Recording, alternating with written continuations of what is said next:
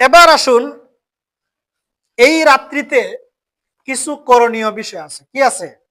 করণীয় আছে, কিছু আছে বর্জনীয়। করণীয় বিষয় কুরআন হাদিস এবং ফিকহার কিতাব তালাশ করলে প্রায় 6টা করণীয় বিষয় পাওয়া যায়। কয়টা? 6টা। অর্থাৎ এই রাত্রি এবং তার পরবর্তী দিনে আমল করার মতন বিষয় কয়টা? 6টা। এই 6টার অতিরিক্ত যা করা হবে সেইগুলো বর্জনীয়। কি সেইগুলো? বর্জনীয়, মানে সেইগুলো করা যাবে না। এই 6টা, এই 6 ধরনের আমল করা যাবে। এই 6 ধরনের অতিরিক্ত যেগুলো আছে সেইগুলো কি? বর্জনীয়। সময় আসেনি, 1-2 মিনিট করতাম না? আচ্ছা, তাহলে এই করণীয়র কয়েকটা বলি। এই করণীয় কি কি এই ব্যাপারে আল্লাহ রাসূল সাল্লাল্লাহু আলাইহি ওয়াসাল্লামের আরেক হাদিস থেকে আমরা জানি। যে হাদিস খানা রওয়ায়াত করছেন হযরত আলী রাদিয়াল্লাহু তাআলা আনহু থেকে।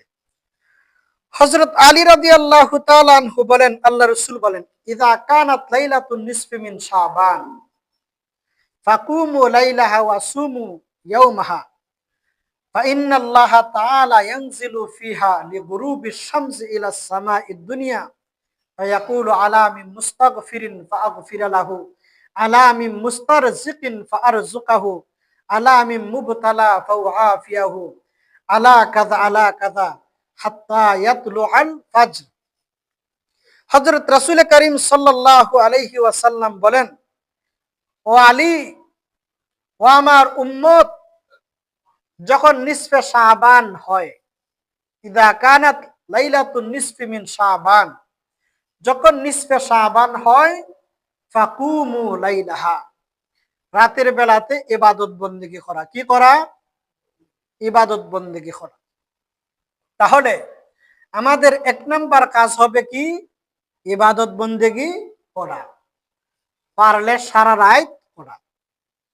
পারলে কি? সারা রাত ইবাদত বন্দেগী করেন, নামাজ পড়েন, তারপরে জিকির করেন, কোরআন তেলাওয়াত করেন, কিছু সময় কোরআনের আলোচনা শুনেন। অর্থাৎ নেকির কাজ, ভালো যত কাজ আছে এইগুলো পারলে সারা রাত করেন। আর যদি মনে করেন যে না, শাস্তি কুলায় না, তাহলে একটু সময় রেস্ট নিলেন। তবে সর্বোপরি চেষ্টা করবেন সারা রাত ইবাদত বন্দেগী করার।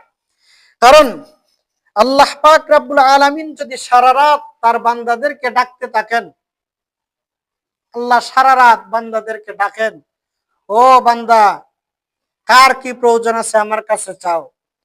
আল্লাহ ডাকতেছেন সারা রাত, আর আমরা আমাদের কোনো উজর না রাইখা যদি ঘুমাইয়া যায়, তাহলে এটা বেমানান দেখা যায় না? এই জন্যে আল্লাহ যেহেতু আমাদেরকে সারা রাত ডাকতে থাকেন, কার কি প্রয়োজন আছে আমার কাছে চাও, আমি আল্লাহ দিব। তাহলে সম্ভব হলে সারা রাত্রি আল্লাহর কাছে কি করা? চাওয়া, ইবাদত বন্দেগী করা। তাহলে 1 নাম্বার কাজ কি? ইবাদত বন্দেগী করা। জুড়ে বলেন, 1 নাম্বার কাজ কি? ইবাদত বন্দেগী করা। সারা রাত ইবাদত বন্দেগী করবেন যতটুকু সম্ভব।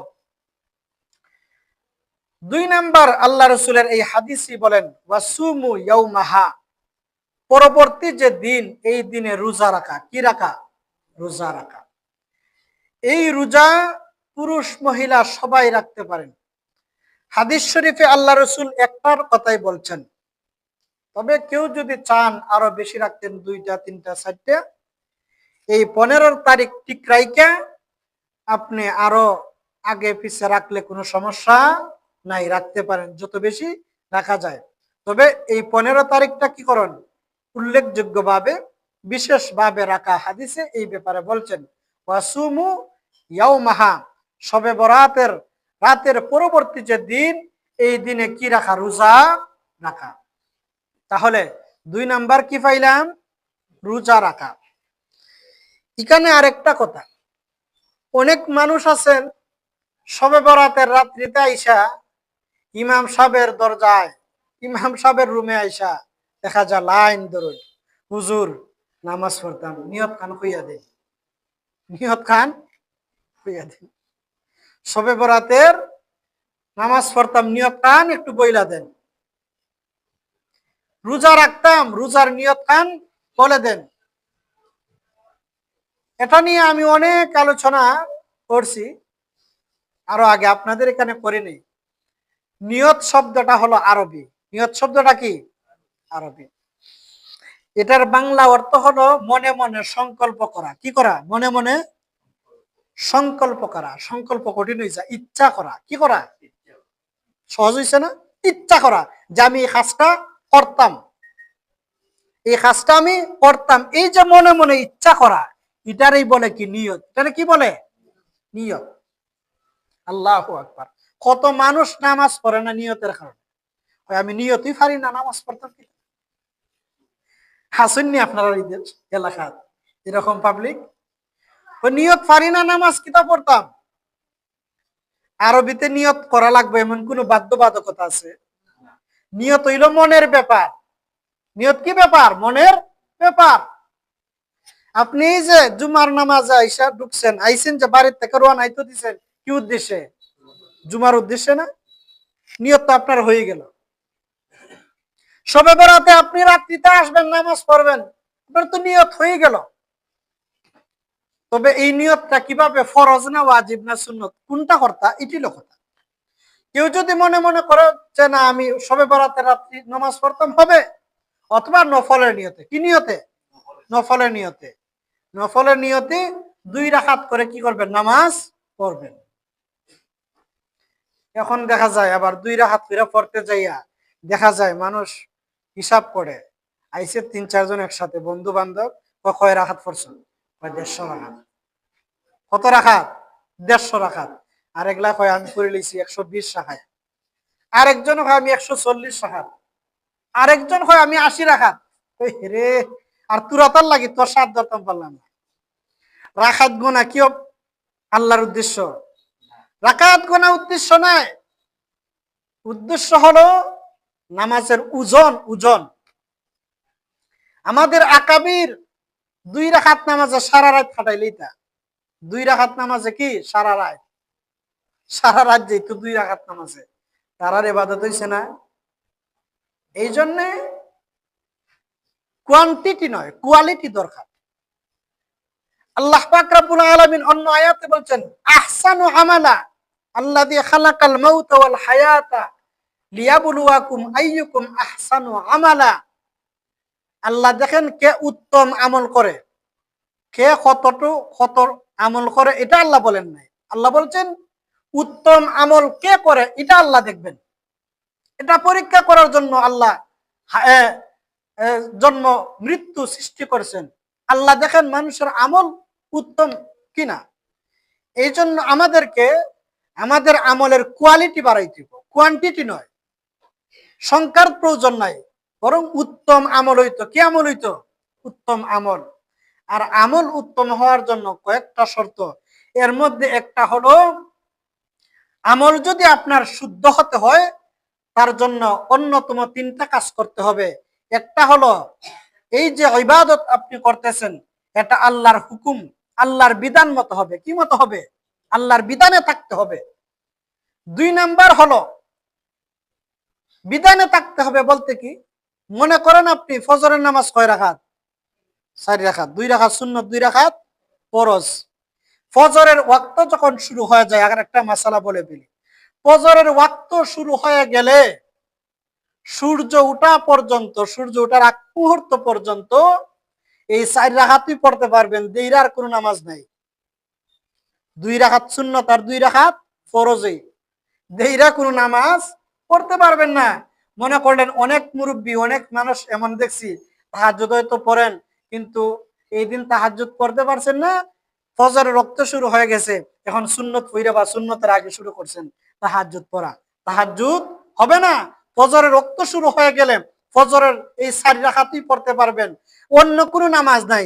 জিকির, আজকার, কোরআন তেলাওয়াত ইত্যাদি পারবেন, কিন্তু নামাজ পড়ার বিধান নাই। এখন আপনি মনে মনে ভাবলেন যে এত কষ্ট করে উঠলাম ফজর রক্ত, ফজর রক্ত উঠা কষ্ট না নি? জহর রক্ত তো উঠা অত কষ্ট নাই, সজাগ থাকুন। আসর, মাগরিব, এশা এত কষ্ট হয় না নামাজে, কিন্তু ফজরের নামাজে কষ্ট হয় কিনা? সারা রাতের ঘুম থেকে, শীতের দিনেও কষ্ট, এই শীত থেকে উঠা যায় না। আবার গরমের দিনও ফজর রক্ত উঠতে কষ্ট। কেমনে? সারা রাত থাকে গরম, ফজর রক্তকে একটু ঠান্ডা লাগে, ঘুম খান বড় আরামসে ধরে। জুড়ে বলেন ঠিক না বেটি? এই সময় উঠতে বড় কষ্ট হয়। এখন আপনি ভাবলেন যে এত কষ্ট কইরা যেহেতু উঠছি, 4 রাকাত না 12 রাকাত করি লাগব, ওই বনি? হ্যাঁ, ওই তো নয়। এই জন্য আল্লাহর বিধান যেইভাবে সেইভাবেই ইবাদত করতে হবে। অনেক মুরব্বী আছেন, অনেক মা বোনও আছেন এইরকম, রোজা রাখুন, তো দেখা যায় কোন কোন বছর চাঁদের হিসাবে গিয়া রোজা হয় কয়টা? 29টা। কয়টা হয়? 29টা। মা বোন যারা আছেন গাল লইবেন না, অনেক মা বোন আছে কয় দেখছো নি হুজুর হলতিবার একটা খাই লইছি, একটা কি করছেন? খাই লইছেন। রোজাটা 30টা ফুরাইতাম, পারলাম না। হইন কিনা? অনেক আছেন এরকম। এখন আল্লাহর বিধান হইল যে 29টা, কারণ একটু কঠিন কথা, রোজা যেই দিন ঈদ, এই দিন তো রোজা রাখা যাবে না। আবার রোজার আগে আইয়াম শক, যেটা সন্দেহের দিন, ইয়াউমুশ শক, এই দিনে রোজা রাখা যাইত না। এখন আপনি যদি মনে করেন যে না এই দিনে রোজা রাখিলেই আমি রোজা রাখা মাকরুহে তাহরিমি, তাহলে সব হবে না গুনাহ হবে? গুনাহ হবে। আবার ঈদের দিন আপনি রোজা রাখিলেই না, সব হবে না গুনাহ হবে? গুনাহ হবে। এই জন্য আমরার দেশও কিছু এইগুলা উত্তরবঙ্গতে প্রায় আছে, কিছু মডারেট মুসলিম, মডারেট মুসলিম, এরা কি করে? সৌদির সাথে রোজা রাখে, সৌদির সাথে ঈদ করে। ও বেটা তুই সৌদি আসত না বাংলাদেশে আস? হ্যাঁ, বাংলাদেশে থেকে তুই সৌদির কথা কস? এই তো এই যে সৌরজগৎ, এটা তো ঘূর্ণায়মান, এটা তো ঘুরতেছে। যখন যেই দিকে দিন হয় তখনই সেই দিকে হিসাব হবে। এগুলো বিজ্ঞানের আরো কথা আছে, সময় নাই, নাইলে বলতাম। আমি যেটা বোঝানোর উদ্দেশ্য যে রোজা 29টার বিধান, ওই মাসে 29টাই রাখতে হবে। আপনি যদি বলেন না যে 30টা ফুরাইলাই সব হবে না, গুনাহ হবে? গুনাহ হবে। এই জন্যে ইবাদত গ্রহণযোগ্য হওয়ার জন্য, কোয়ালিটি বাড়ার জন্য 1 নাম্বার শর্ত কি থাকতে হবে? তার মধ্যে আল্লাহর বিধান থাকতে হবে। 2 নাম্বার হলো নবীজির তরিকা মতো হওয়া চাই। কি চাই? নবীজির তরিকা। যেই আমলে নবীজির সুন্নত যত বেশি, ওই আমলের গুরুত্ব, ওই আমলের ওজন বেশি। জুড়ে বলেন সুবহানাল্লাহ। 3 নাম্বার হলো ইখলাস থাকতে হবে। কি থাকতে হবে? ইখলাস থাকতে হবে, যে আমি আল্লাহর জন্য করতেছি। কার জন্য? একমাত্র আল্লাহর জন্য করতেছি।